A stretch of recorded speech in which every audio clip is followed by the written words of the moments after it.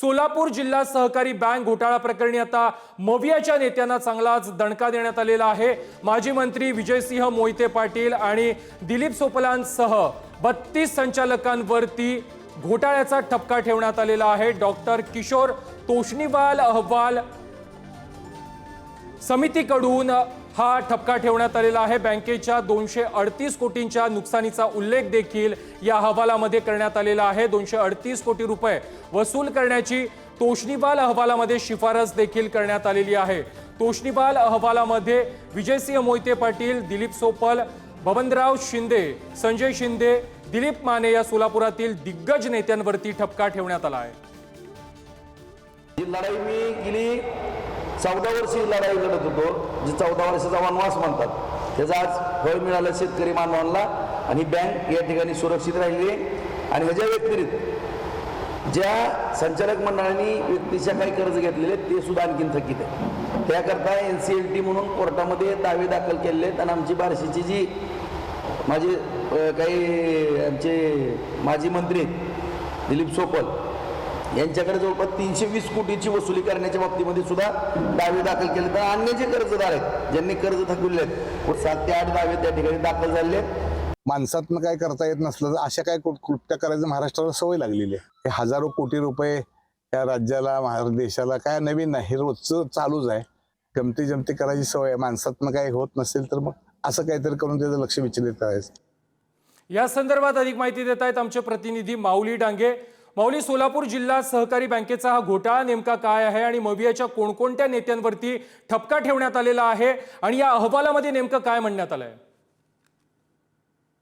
प्रथमेश, नक्कीच आपण पाहिलं तर सोलापूर जिल्हा मध्यवर्ती बँकेला तब्बल 280 कोटी 73 लाख रुपयाचं नुकसान झाल्याचा धक्कादायक माहिती आता चौकशी दरम्यान समोर आलेली आहे। एकच खळबळ उडाली आहे। अनियमित कर्ज वाटप केल्याप्रकरणी बँकेच्या जवळजवळ 288 कोटी 43 लाख रुपयाचं अनियमित कर्ज वाटप केलं, त्यामुळे नुकसान झाल्याचं आपल्याला संपूर्ण महाराष्ट्रात आपल्याला खळबळ उडाली आहे। जे दोषी आहेत त्या प्रकरणी आता दोषी त्यांची कर्ज वसुली करण्यात येण्याची चौकशी अधिकारी किशोर तोष्णीवाल यांनी देखील आता त्यांच्यावर ही केलेलं आहे। कर्ज वसूल करण्याचं प्रकरण बाहेर काढलेलं आहे।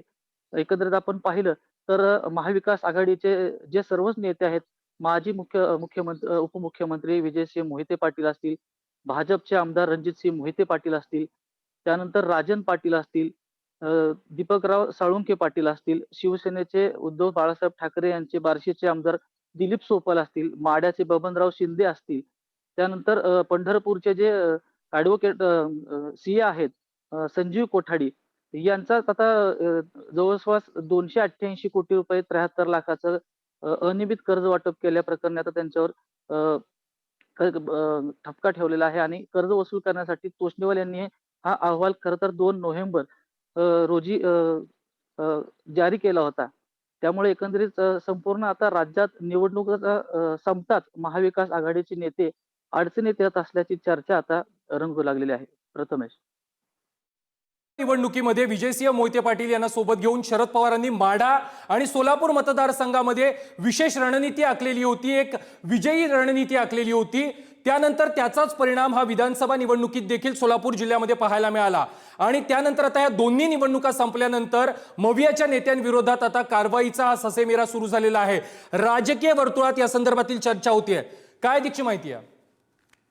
अगदी बरोबर आहे। खरं तर राज्यात शरद पवार यांचा बालेकिल्ला सोलापूर म्हणून मानला जात होता। या अगोदर जे केंद्रीय गृहमंत्री सुशील कुमार शिंदे असतील, उपमुख्यमंत्री विजयसिंह मोहिते पाटील असतील आणि शरद पवार यांनी माढ्यामध्ये जो बालेकिल्ला होता, त्यानंतर मागच्या निवडणुकीमध्ये जो बालेकिल्ला गेल्यानंतर मागच्या आता 2024ला त्यावेळेस माढ्यामधून धैर्यशील मोहिते पाटील निवडून आले आणि सोलापूरमधून प्रणिती शिंदे निवडून आले। पुन्हा एकदा सोलापूर जिल्हा काबीज केला जातोय की असं राज्यात चित्र दाखवलं जात होतं। आपण एकंदरीत बघितलं आता। नक्कीच माऊली, धन्यवाद तुम्ही दिलेल्या माहिती संदर्भात।